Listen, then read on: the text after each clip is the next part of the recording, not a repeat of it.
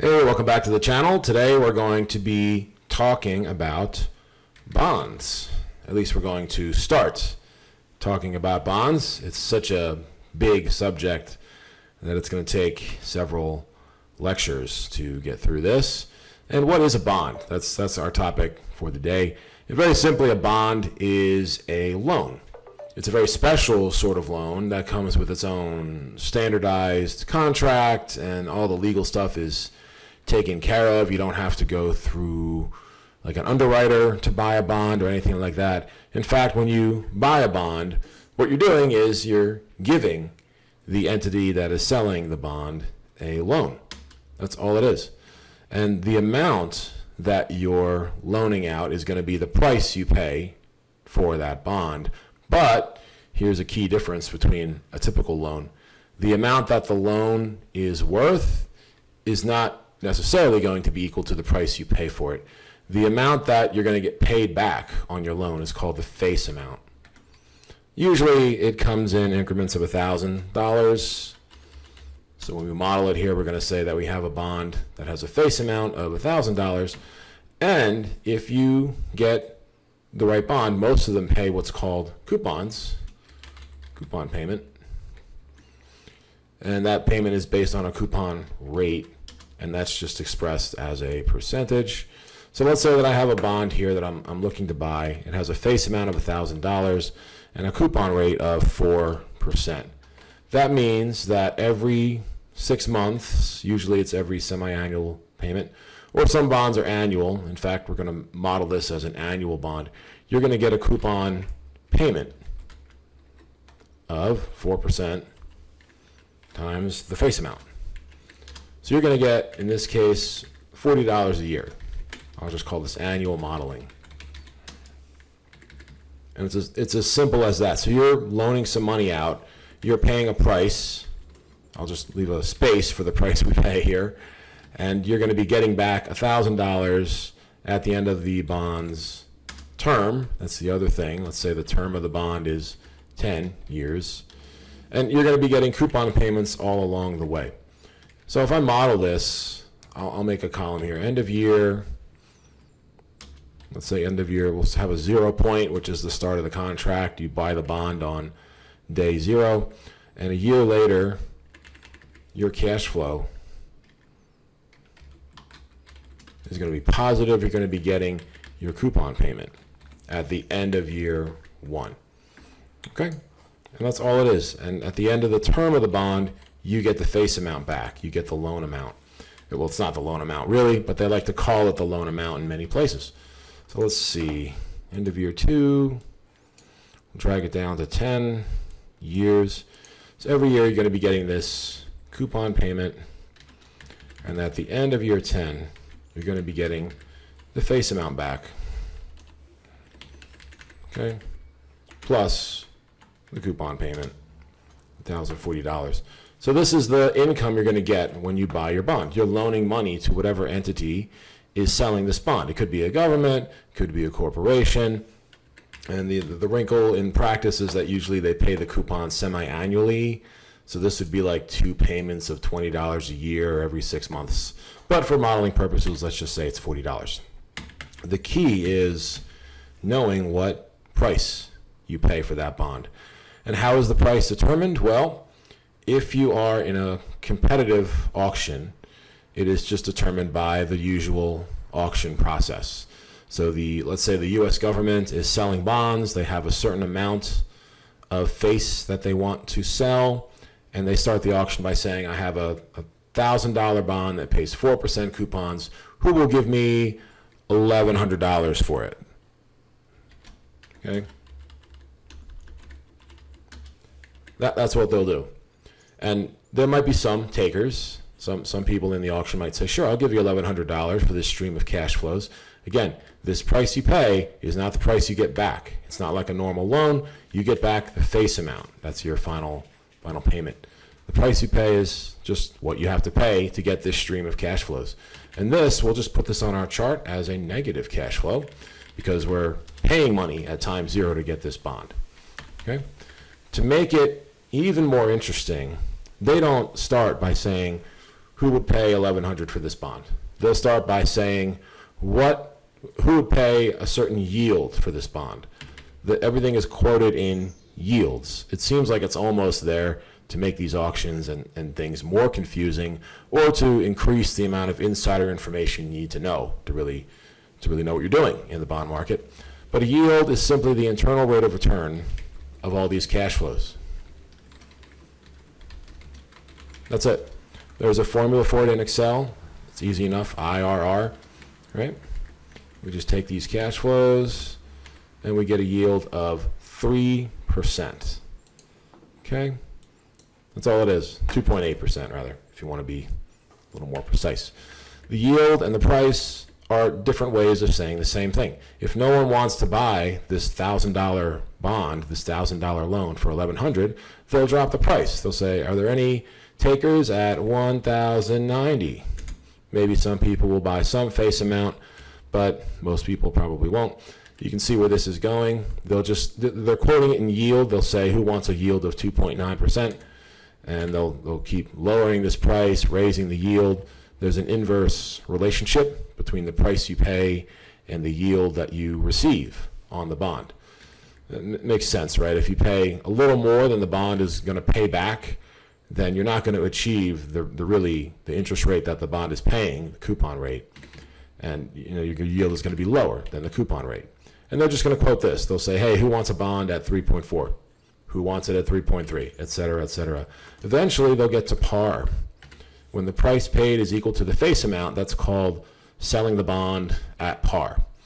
Incidentally, selling the bond at a higher price than the face amount is called a premium. That's when you're buying a bond at premium. Selling the bond at the face amount is called par. So at the par level, if you're paying the same price that you're going to be getting back at the end of the period of this loan, you are achieving the coupon rate. You are getting this yield. So why is it called a coupon rate? Very simply, these bonds used to be pieces of paper, certificates that had little coupons at the bottom of them, like a flyer or something to try to sell guitars at the college campus or something. If you like to respond, please take a coupon and mail it to someone. It's the same thing. Back then, when bonds first started to be circulated, you had coupons attached to the bottom of your bond certificate, and they were perforated. You would cut out the coupon every 6 months, and you'd go to your bank that sold the bond, or whatever entity sold the bond, or you'd go to your brokerage house and you say, here's my coupon, give me my payment. And they would take the piece of paper, and that's how they knew that they had paid you and you didn't defraud them or anything like that. So it's still called a coupon rate and a coupon payment, even though we don't do pieces of paper anymore or anything like that. And then it gets more interesting. If no one wants to buy any more of the face amount at a price of $1,000, let's say, they'll start dropping it to $990, and they'll keep going until they've sold the entire face amount that they want. This is your typical bond auction. The government does this all the time. The Department of the Treasury holds auctions whenever it wants to move money into or out of circulation, right? If they're selling bonds, it means that they're pulling money out of circulation and therefore raising the interest rate. And that's kind of what they're doing now. It's a little more complicated than that, as they don't always have a full amount of face for the amount of interest rate that they want to change. Like the face amount at some of these government bond auctions is a lot less than they would theoretically need to decrease the money supply and change the interest rate the amount that they want. But still, they'll have hundreds of millions of face amount being sold at competitive rates to some of the big players. You have to be invited to a government bond auction. In other words, you have to be JP Morgan or Citibank or Wells Fargo or any of the major banks. They get invited to these bond auctions, and their employees are doing the actual auctioning. And the price paid might go down and down until they finally sell all the face amount that they were looking to. And as the price goes down, the yield of the bond goes up. Again, they're always going to be quoting this yield. They're never going to be quoting the coupon rate, or they're not going to talk about the face, because the face is always $1,000 in pretty much every bond. And then from there, you can derive your yield. And as a bond trader, if the yield is higher than the coupon rate, you're getting it at a discount, right? This is a discounted bond. And if it's lower than the coupon rate, then you are getting it at a premium. You're paying a premium. And if it's equal, then you are just buying the bond at par. These auctions are not super duper hard to find. You can just go online to the U.S. Treasury site. Like so, here's some of the more recent auctions that they've had over at the Treasury for these bonds. They're called different things based on their term, and they're also divided into competitive and non-competitive results. Non-competitive results are like when they sell a bond to just people in general. You can get an account at the Treasury, your own personal account, and you can buy bonds through it. You don't go through a bidding process. They just give you the price. If you want to buy it, you can. If not, fine. And individuals can do that. People all over the world can do it. You don't have to be necessarily sitting in America to do this. You have to have some IDs and things like that, and usually you have to be a citizen, although there are some non-citizen bonds sold as well, plenty of those. And then the competitive results are where they're actually selling the bonds at competitive auctions, where they have all the banks and the big investment banks come in and bid on a certain amount of face. You can see there's a bunch of kind of categories of bonds. If it's a bill, that means it's a really short-term bond. So it's got 4 weeks, 8 weeks. It'll pay you back whatever price you pay. It'll pay you that $1,000 in 4 weeks, 8 weeks, 17, etc. per bond. Goes up to 1 year, and it's called a bill instead of a bond because there are no coupon payments. It's so short that you just pay them a price, and the government will pay you $1,000 back in 4 weeks. And if the interest rates at the time are good, you'll get a nice discount on the bond. So if you're not going to be paying a premium for these bonds because they don't have coupons, but you can get $1,000 face amount bill, 4-week bill. Maybe you get it for $999 or something close to the face amount, and you get your money back in 4 weeks. You get $1,000 back. Bonds are the next level up, where they're doing 20 and 30-year actual coupon bonds that are paying coupons this whole time. This lasts a lifetime if you want. You can just buy bonds forever. In between, there are notes between bills and bonds for all the other terms. You can get a 2, 5, 7, 3, or 10-year note. It's still a bond. It operates just like a bond. It has coupon payments, and the term is going to be 10 years, 3 years, etc. The 10-year bond is often one of the most popular rates out there and the most monitored types of bonds. These long-term bonds, these are for companies that are looking to hedge some bets. They have some long-term liabilities and they want to buy some long-term bonds to match them. The 10 years where you're looking to buy something and make some money on it. The term of it is not too long, and as interest rates change, as we see in a later lecture, the value of the bond on a secondary market is going to change a lot as well. And they also do CMBs, commercial-backed. Franny sells some bonds. TIPS are bonds that are they're protected from inflation, Treasury inflation protected security. And what that means is that the face amount of the bond will actually change over time as inflation changes. It's tied to one of the CPI metrics. And you can go to any of these and get the term sheet of the bond. Here's a breakdown of an auction's results. This is for what is, to me, a fairly recent auction of 10-year Treasury notes, and this is kind of giving you the term of the security. It's about 10 years. It's not quite 10 years. They're shaving off a month because it's just being sold at an odd time of year. These bonds have a CUSIP number. This is the universal serial number for bonds.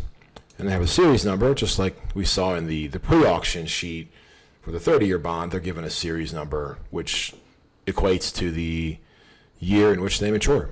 Right? So there are other auctions going on that mature in 2033, and they all have that same series number here. And the interest rate is the coupon rate. It's as simple as that. They don't call it the coupon rate anymore for federal auctions, but this is the coupon that they're going to be paying. So it's implied that you're getting a 3 7/8% coupon rate on your $1,000 of face amount every 6 months for 10 years. The highest yield in the auction was this. So this means the auction started at It started at 4.289 at least, and it had dropped for one step after another until all the face amount was sold. So the high yield amount is kind of the first yield that got some sales. There might have been a bid, there might have been like an auction start price that was higher than this. Maybe they started at 4.3% yield and they simply dropped it until someone started buying it. But this is the first yield at which we got some buys for this type of bond, and 86.5% just got allotted at the high amount here. So a lot of people bought at this yield amount. The yield amount is higher than the coupon rate, which means that these bonds were bought at a discount, and they show you that here. The price of $96.67, etc. This is quoted on $100 of face amount. This is even more confusing. You can't buy a bond that has a $100 face amount. It's always $1,000 of face amount. But when they quote the price in these auctions, they quote it as if it's a percentage. So 96.67% of the face amount of $1,000, or $96 paid out of every $100 of face, or $966.78, etc. dollars in price per $1,000 of face amount. So they kind of quote it on this percentage basis, but you can see it's less than 100, less than a 1,000 if you put it on a percentage of 1,000 basis, and that's what the average price of it was. The interest accrued here is telling you that if you have $1,000, there's some accrued interest per every $1,000 of face amount sold. In other words, this price here is what they call the clean price of the bond. It does not include any interest that has accrued during the duration of the bond's start date and the date of the auction. The accrued interest is the amount of interest due the bondholder when they buy the bond, and this 96 plus this is going to be the dirty price of the bond. In other words, that's the full price if you add these two together, because you have to include time for the accrual of interest to occur between the bond's inception and the date in which it is sold. There's a median yield there, which is pretty close to the high yield. And then a low yield this is the last yield they had to use at auction to sell all the face amount that they wanted to sell. So it went from as high as this to as low as this. On average, it was this. And they give you some dates, issue dates, etc. And then they kind of break down the bids tendered and accepted between competitive, non-competitive, and FEMA bids. Competitive bids are the special ones. They're the ones where we have all the big players sitting around throwing in bids, and they're broken down here between what are known as the primary dealers. So these are the big banks, so JP Morgan, Citi, I guess I keep saying Wells Fargo, but other big banks, nationwide stuff, are in these primary dealer section. Direct bidder section are second tier bidders. Things like a regional bank can get into the auction if they want, and they can be given direct bidder status. I mean, they're still bidding just like any other bidder would for the yield that they want, but they're just not listed as a primary bidder. They're direct bidders. And then the indirect people are going to be institutions that are maybe an overseas institution or some entity that is not strictly, it doesn't have to strictly be a banker in America bidding on it. It could be anyone anywhere that wants to do some bidding and has a good reputation with the Fed and Treasury and that sort of thing. So that's like the indirect bidders. And then the total bids here for the competitive section are listed. The non-competitive bids are the ones where there are bidders there that are just price takers, and they're sitting in the auction and they're just going to be saying, yeah, I'll buy some of that bond. And that could be anyone. That could be private individuals, and that sort of thing. And then FEMA, they still list FEMA even though they don't usually do a lot of bidding anymore. This is one of the agencies, cash management agencies, money market funds that the Fed started up during the financial crisis. They're still in business. They often don't need to do much or bid much for any assets that they might need. They're kind of self-sustaining now, but they do list the FEMA bids, if any, and some maturities do get some FEMA bids. The 10-year is typically not not one of them. So that's kind of a basic introduction to how bonds work and some of the sheets and mathematical stuff behind them. Thank you.